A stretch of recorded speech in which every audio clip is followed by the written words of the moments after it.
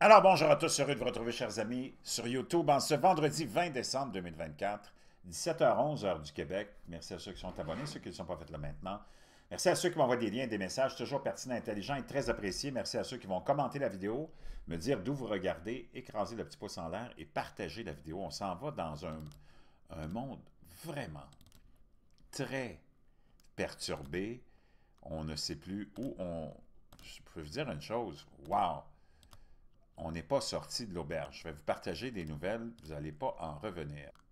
Donc, je vais commencer d'abord avec les 10 principales causes de décès en Amérique, aux États-Unis, parce qu'on sait Bobby Kennedy Jr. va être nommé à la tête de la santé par Donald Trump. Il a été proposé, il va être, comment dire, on va le positionner dans son poste, on va voter pour lui au mois de janvier quand le temps viendra. Et on sait que les Américains ne sont pas en santé, mais vraiment pas en santé. Beaucoup de produits chimiques dans leurs magasins d'alimentation, sur leurs fermes. Il y a eu un laisser-aller, une corruption incroyable. Et Bobby Kennedy, quand il va être confirmé, on va confirmer sa nomination, c'est ça que je cherchais comme terme, va faire le ménage là-dedans. C'est pour ça qu'on l'attaque beaucoup. De nombreux facteurs peuvent influer la durée de vie d'une personne, des habitudes de vie personnelles, à l'endroit où elle habite. Et souvent, les améliorations dans ces domaines visent à prévenir des maladies comme les maladies cardiaques, le cancer, les accidents vasculaires cérébraux et le diabète, qui restent parmi les principales causes de mortalité aux États-Unis.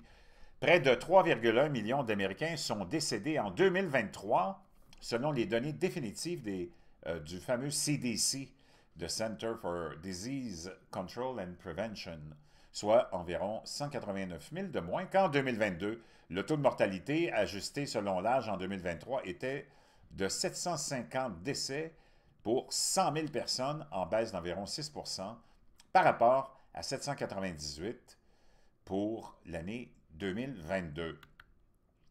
Les maladies cardiaques, le cancer et les blessures involontaires figurent toujours parmi les principales causes de décès aux États-Unis, tandis que les décès dus à la COVID-19 ont considérablement diminué alors que les États-Unis continuaient de se remettre d'une pandémie causée par la maladie en 2023. Les décès pour lesquels la COVID-19 était répertoriée comme la cause sous-jacente ont chuté de plus de 73 %. Donc ça, c'est pour cette nouvelle-là que je voulais vous partager. Maintenant,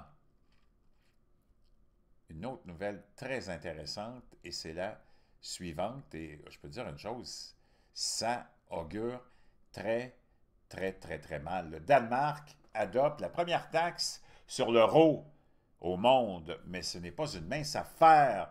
Selon le New York Times, le Danemark va de l'avant avec sa taxe sur l'euro, sur le bétail.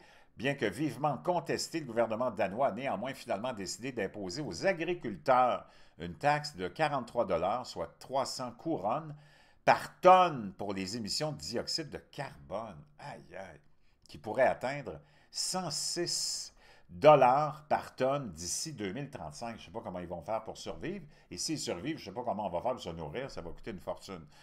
Comme c'est le cas de nombreuses interventions vertes ciblant les exploitations agricoles, on le voit, c'est ça le but, c'est qu'on veut absolument mettre main basse, mettre fin à notre mode de vie, notre mode ancestral d'agriculture pour nous vendre justement probablement de la viande en laboratoire et nous faire manger des criquets.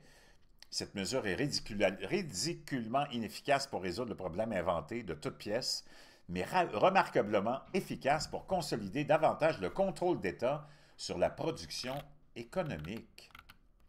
L'une des raisons pour lesquelles les fermes et surtout les vaches sont des cibles de choix pour ce type d'intervention étatique est que, politiquement parlant, elles constituent le bouc émissaire idéal. Tout cela paraît si inoffensif après tout et même si ridicule que les gens sérieux risquent de passer pour ridicules s'ils s'y opposent. Est-il vraiment si draconien, selon eux, de demander aux agriculteurs de réduire les flatulences de leurs vaches? Cette demande, pourtant tout à fait raisonnable, et qui est certes exécutoire par la loi, passe inaperçue dans un texte qui fait rire et qui détourne l'attention des lecteurs de ce qui se passe réellement.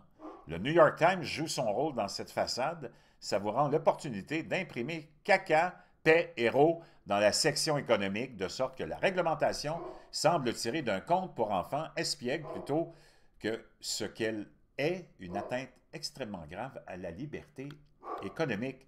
Les défenseurs de ce projet insistent sur la nécessité de s'attaquer aux problèmes urgents du changement climatique. Mais même si nous devions accepter au pied de la lettre les connaissances scientifiques du lobby sur le climat, les affirmations seraient douteuses. Les vaches sont accusées d'émettre 5,6 tonnes d'équivalent CO2 par année. Toutes ces évaluations et calculs à motivation politique ignorent complètement l'autre côté du problème, à savoir la reconnaissance croissante que le bétail au pâturage a un impact complexe, largement compensatoire et très probablement positif net sur les émissions globales de carbone. Après tout, la nature ne fonctionne pas selon des équations simples et nous sommes terriblement mal informés sur le monde riche et intrinsèquement non modélisable de l'écologie stochastique. Le New York Times, à titre de comparaison, représente 16 979 tonnes métriques de son propre inventaire, ce qui signifie qu'en tant qu'entreprise unique, il a l'empreinte de 10 laiteries danoises. Que diraient les lecteurs de All the News That's Fit to Print d'une taxe annuelle de 730 000 $ par année, pouvant aller jusqu'à 1,8 million de dollars, ajoutée au prix du kiosque à journaux? Les défenseurs d'une presse libre pourraient bien se demander pourquoi le gouvernement utilise le pouvoir de l'État pour rendre le journal officiellement moins compétitif. Quoi qu'il en soit, la question n'est pas tant celle de la science climatique que celle des pets de vache. On pourrait parler même des pets de sœurs aussi. La question est essentielle, celle du contrôle et de la question de savoir qui occupera les postes clés d'une économie gérée de manière centralisée.